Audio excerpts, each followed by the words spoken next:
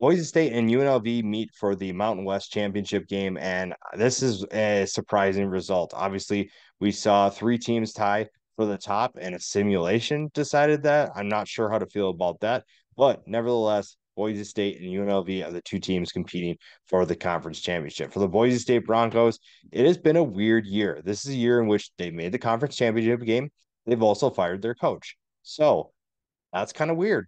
I'm not gonna lie, it just feels weird to have a team make it to the top of the conference and they've already fired their coach. And it's been a while since they fired Andy Avalos. So I don't know what to really expect from this team because Boise State is a team that we all expected under Avalos to be a contender year in and year out. And for a while, we didn't really know what was going to happen. An 0-2 start wasn't unexpected, but it's the way that they lost that was really concerning. And then you saw the issues. You saw the offense and a lack of a passing attack lead to some struggles.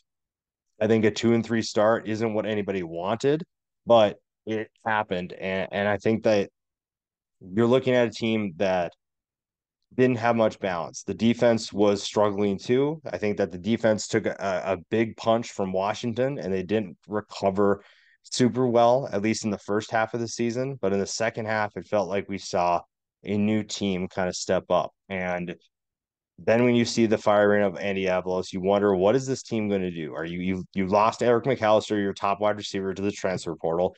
You're kind of going in the wrong direction. But Boise State won four of their last five, and they find themselves in the conference championship game. Now, can they actually win it? I mean, the short answer is yes. Because you look at a team that beat San Jose State, the other team that was involved in this three-way tie, a team that San Jose State beat UNLV. Now, Boise State and UNLV did not play, so this is an opportunity to see how good these teams actually are. I'm curious which Boise State team shows up. Is this the team that gives Ashton Genty a ton of touches and needs him to be a superhero? Or is this a team that finds balance and is able to shut down the UNLV offense? Because this is a good offense that is going to give you a lot of trouble. And it's a defense that's not as good in UNLV, but you still have to find ways to make plays. And Ashton Genty can only do so much before you have to get other people involved. So a guy like George Holani comes into play. You also, other thing to keep in mind, you lost Eric McAllister, your top wide receiver. You have two other wide receivers, major contributors that are out for the year. So Billy Bowens is your next best target. And you have two quarterbacks that will be rotating in Matson and Green. So you have to find ways to win this game. And right now, this is a team that's rallied around some adversity. And I think that that's a good motivator. It's a good way to get yourself ready for this game. And if you're going to win a conference championship, it's going to be because you come together, you bond with your teammates, and you find a way to win when nobody really expected you to. UNLV has been the surprise of the Mountain West, a team that has struggled for a lot of years. Gets Barry Odom in as a first year head coach with the Rebels, and they make the conference championship game.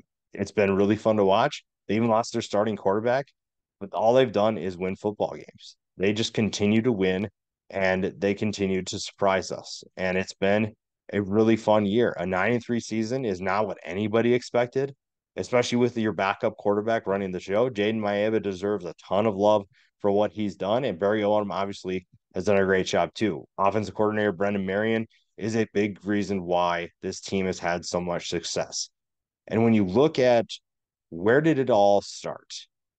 It wasn't the first two games. Beating Bryant is not a game that you just say, "Oh well, we're back. We got it. We're good to go."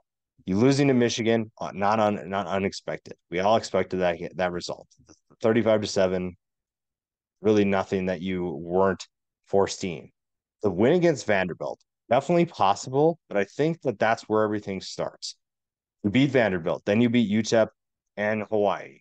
And again, they're not the biggest wins. You're not winning by the biggest margins, but you're stacking wins. Then you have, again, this is where it comes to you find a way to win a game like Vanderbilt, and then you win the games on your schedule because after Hawaii, you get Nevada and Colorado State. Those are two wins that build confidence. So you've won five in a row now. You're 6-1 at this point, and you face a Fresno State team that was at the time the best team in the Mountain West, or I should say the second best team in the Mountain West, a team competing for the conference championship. You lose that game by 7. So how does your team respond?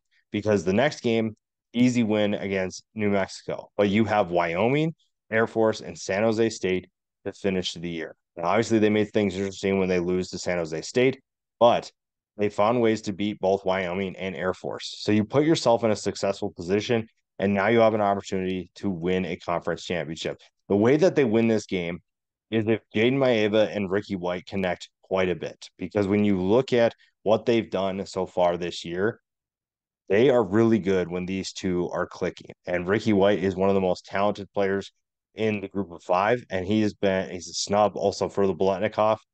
I think that this is a team still playing with a chip on their shoulder because again, Boise State might be struggling, but to UNLV, Boise State is the favorite because everyone just knows what they're all about. They know State's reputation, and they know exactly what they need to do to win this game. And going to be fun to see what this team can do. It's going to be an interesting matchup for sure. Making this game is probably one of the more interesting matchups to me in the conference championship week, just because we don't really know. I don't think there's a easy way to determine who will win this game. Now, the favorite probably should be UNLV because they have more confidence. They're playing more consistently than Boise State is, but I wouldn't count out Boise State. I'm going to lean UNLV. I think that they are just destined to win this conference championship. But at this point, if Boise State wins, I wouldn't be surprised.